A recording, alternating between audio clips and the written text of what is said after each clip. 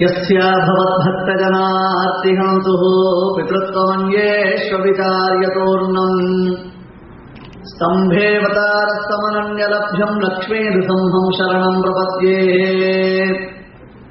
वन्दे नृसिंहजायाम् अनादिमायाम् अपोहितुम् हेयाम् सुलगितसुन्दरकायाम् सुरेन्द्रगेयाम् सुरऋषिभिर्ध्येयाम् दृशन्तु मे देव सदा त्वदीयाः दयातरङ्गानुचराः कटाक्षाः श्रोत्रेषु पुंसाम् अमृतम् क्षरन्तीम् सरस्वतीम् संश्रुतकामधेनुम् यो नित्यमच्युतपदाम्बुजयुग्मरुक्मव्यामोहतस्तदितराणि मेने अस्मद्गुरोर्भगवतोऽस्य दयैकसिन्धोः रामानुजस्य चरणौ शरणं प्रपद्ये श्रीमान् वेङ्कटनाथार्यः कवितार्किककेसरी वेदान्ताचार्यवर्यो मे सन्निधत्तां सदा हृदि प्रपद्ये निरवद्यानां निषद्यां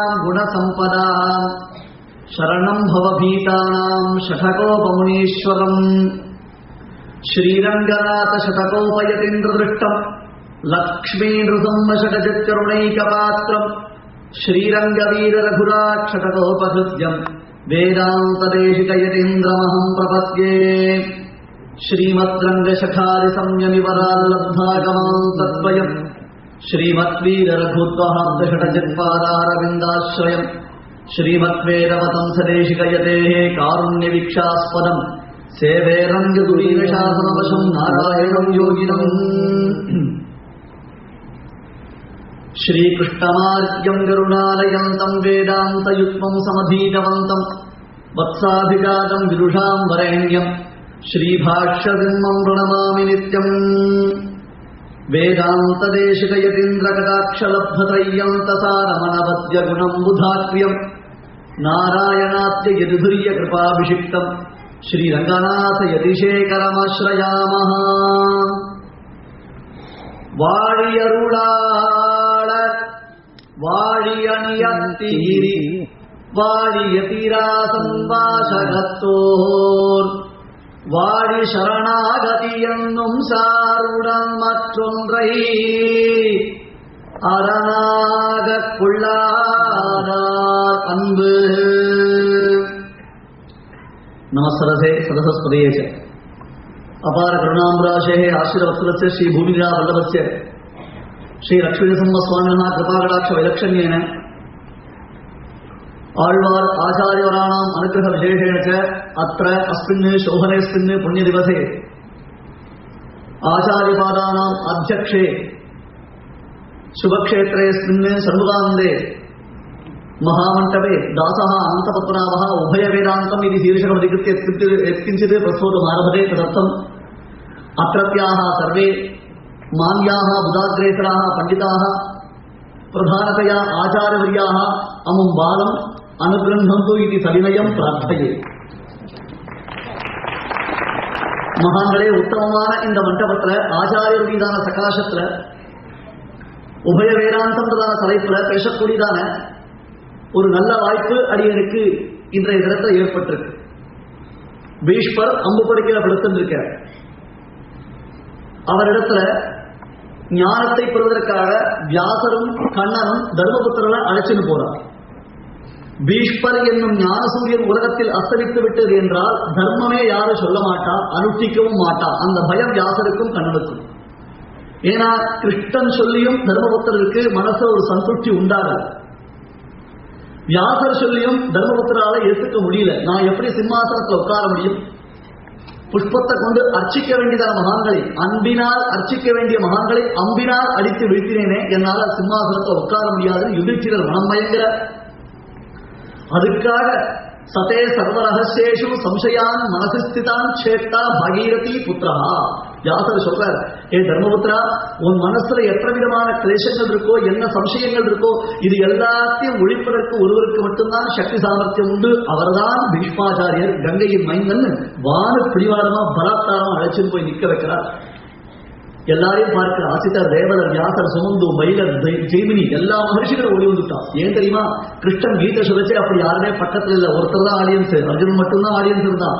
ஆனா இப்ப ஞானித்தோ ஆத்மையோ மேமதம்னு கிருஷ்ணனால கொண்டாடப்பட்டதான மகாத்மா பேச போற அப்படின்னு கேட்டா, அந்த கிருஷ்ணனே கேட்கிறான்னா அவர் சொல்லக்கூடியதான சத்விஷயத்திற்கு எவ்வளவு ஏற்றம் உண்டுன்னு தெரிஞ்சது அத்தனை பேர் கூட வந்திருக்காங்க. எல்லாரும் குழுமி நிற்கிறார். பீஷ்மர் சரகல்பகதோ பீஷ்ம சாம்யன்னிவபுதாசனஹ, அடையக்கூடியதான நெருப்ப போல பீஷ்மாச்சாரிய பிரகாசிக்கிறார். சரகல்பத்துல படுத்துட்டு அந்த சமயத்துல கிருஷ்ணனும் வியாசரும் பக்கத்துல போயிட்டு பீஷ்மர் கண்ணால ஜலமுறார். என்னப்பனே பிரபு முகுந்தா, நான் எவ்வளவு பெரிய பாபி தெரியுமா? என்ன விட ஒரு பாபி லோகத்துல கிடையாது. பாவமே செய்து பாவியானீங்க ஆழ்வார். நீங்க உபய வேதாந்தத்துல அதுதான் பார்க்க போறோம். பெரியவாள் ரொம்ப அழகா சொன்னாள். ஆழ்வாருடைய திவ்ய ஸ்ரீசுக்தி கோடிதான அந்த பெருமை, அது வேத சாமியம். நமாமியகம் திராவிட வேதசாகம்னு அதுக்கு பெருமை. அதனுடைய மகிமையைத்தான் சொல்லப்படும். ஆழ்வார் சாதிக்கிற பாவமே செய்து பாவியானீங்க. பாவம் செய்யாமல் பாவியாக முடியுமாங்க? பாவம் செய்தவன் பாவி. ஆனா பாவத்தை நிறுத்தறதுக்கு ஒரு வாய்ப்பு கிடைச்சாலும் நிறுத்தாமல் செய்வன் தான் பாவமே செய்து பாவியாகும். ஒரு சமயம் கிடைச்சாலும் அந்த வாய்ப்பை கூட சரியா உபயோகப்படுத்திக்கலையே. நான் ஸ்டாப் எக்ஸைட் பண்றது எதுக்கலாம சொல்லிட்டு இருக்கோம். இதுக்கும் சேர்த்து கூட நான் எவ்வளவு பெரிய பாவி தெரியுமா? என்ன எம்பெருமான் ஆச்சாரியன், பரமாச்சாரியன், பரமாச்சாரியன் பரமாத்மா. மமாப்யகில லோகானாம் குரு நாராயண குருன்னு பகவான் தான் பரமாச்சாரியன். அதற்கு அடுத்தது நமக்கு பிரத்யட்சமாக இருக்கக்கூடிய ஆச்சாரிய சார்போம். பீஷ்மருக்கு வியாசர் ஆச்சாரியர். பீஷ்மருடைய பெருமையை சொன்னார் வியாசரே. மகர்ஷே கீர்த்தனாத்ம பீஷ்ம பிராஞ்சலிரப்ரவி.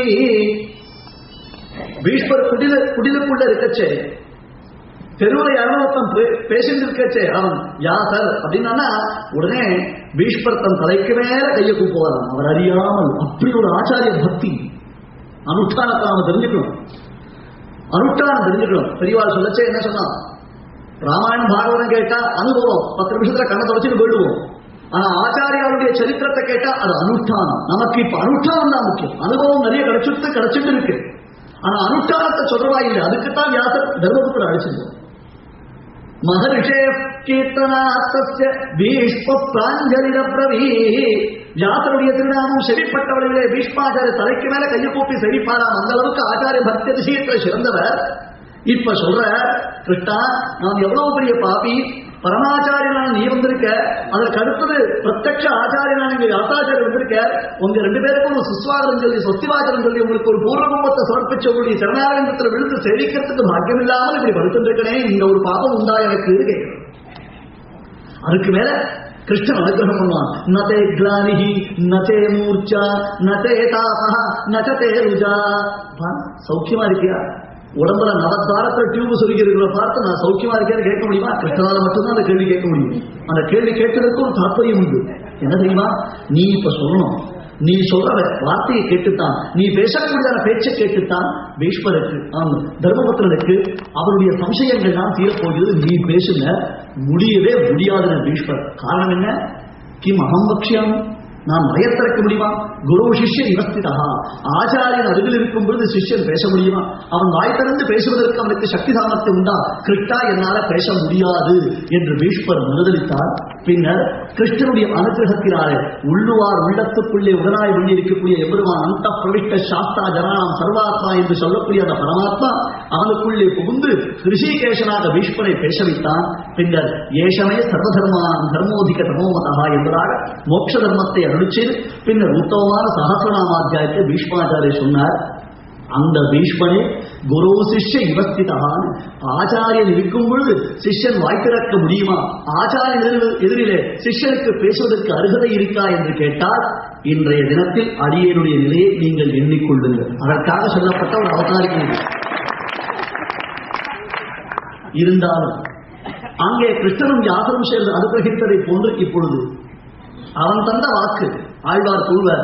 செஞ்சொற்கதிகால் உயிர் காத்தாட்சை வஞ்சக்கள் வந்தோர் மாமாயம் மாயக்கவியாய் வந்து என் நெஞ்சும் உயிரும் உள் புகுந்தா.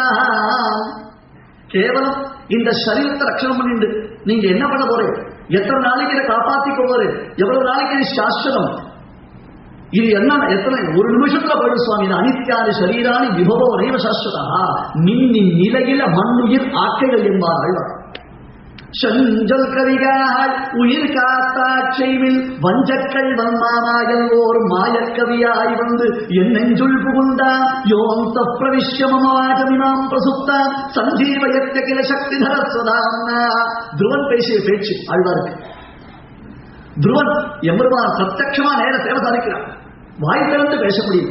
என்ன ஸ்தோத்திரம் சொல்றது, என்ன சொல்றது தெரியல, வாய் திறக்க முடியல, அவஸ்தப்படுறான். பஸ்பரிஷபாலம் கிருபையாக போலே தன் கையில் இருக்கக்கூடிய சங்கத்தினாலே துருவனுடையதான கண்ணப்பிரதேசத்தில் பரமாத்மா தொட்ட உடனேயே யோந்த பிரவிஷ்ய மமவாச்ச விமாம் பிரசுத்தா அந்த பிரவிஷ்ய எனக்குள்ளே புகுந்து என்னை பேசும்படி செய்திருக்கின்றானே. அதைத்தான் வேதாந்த தேசிகர் கூறுவார், ஜிஹ்வாக்க சிம்ஹாசனம் அபியுபேயாக.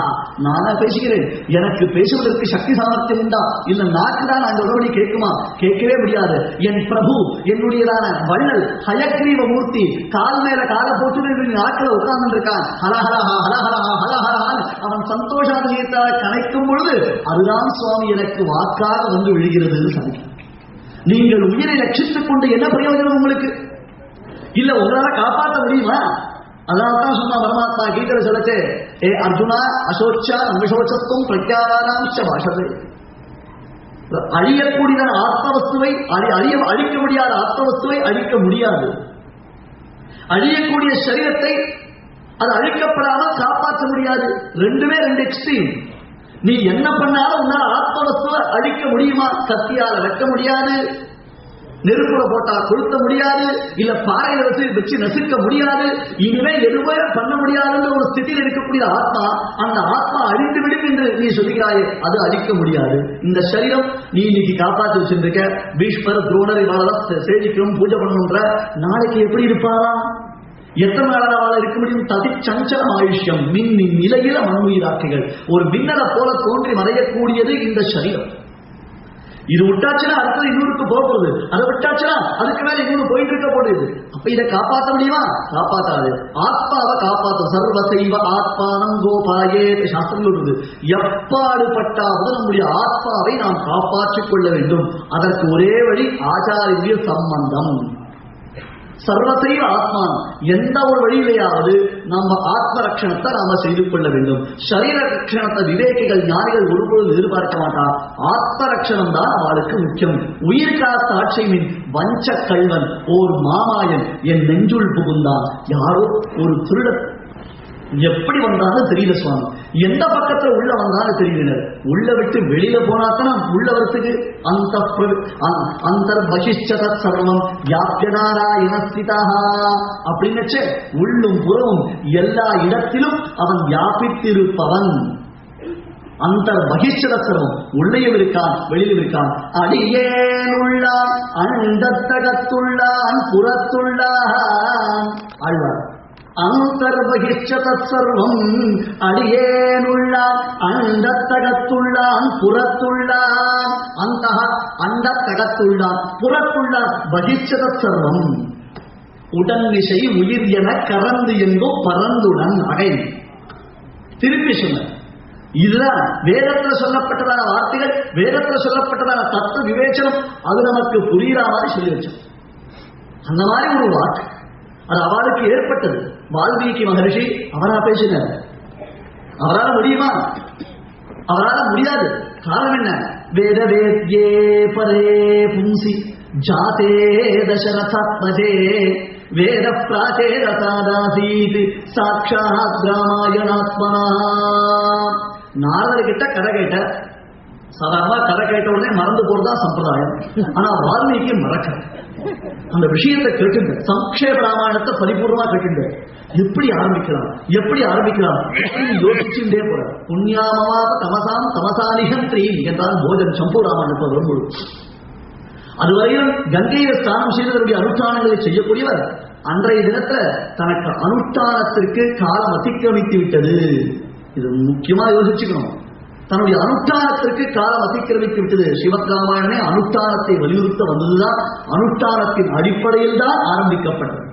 பாலகாண்டத்துல பெருமாள் காத்தல எழுந்தார், தீர்த்தார், ஆடினார், சஞ்சானம் பண்ணார், கவிதாதாமல் இதையே வால்மீகி சொல்லுவார். விஸ்வாமித்திர பின்னாடி போச்சு. ஏன் சொன்னாங்க? யாரான ஒருத்தருக்காவது மனசுல பட்டு அவன் அகரஹ சந்தியாம் உபாசீதன் அந்த வாக்கியத்துக்காக கொஞ்சம் மதிப்பு கொடுக்க ஆரம்பிக்க மாட்டானான்னு அவர் உயர்ந்த நோக்கம். வேற ஒண்ணுமே இல்லை. அதுக்கு மேல இவர் கிளம்பி போல அந்த ஒரு வேடுவன் அந்யோன்யம் பிரேமாதிக்கத்தில் இருந்ததா அன்றின் பட்சிகள் ஒன்றை அடித்து வீழ்த்தினான். ஆண் பறவை அடித்து வீழ்த்தப்பட்டது. பெண் பறவை துடித்தது, அது கதறியது. அதை பார்த்தவுடனேயே மகரிஷியுடைய கருணை, அந்த கருணையினாலே வேடுவனுக்கு சாபம் அளித்தார். சோக ஸ்லோகத்துவம் ஆகதா, மகரிஷியுடைய சோகம் சாபமாக முதலில் வெளிப்பட்டது. ஒரே கோபம். மாரிஷா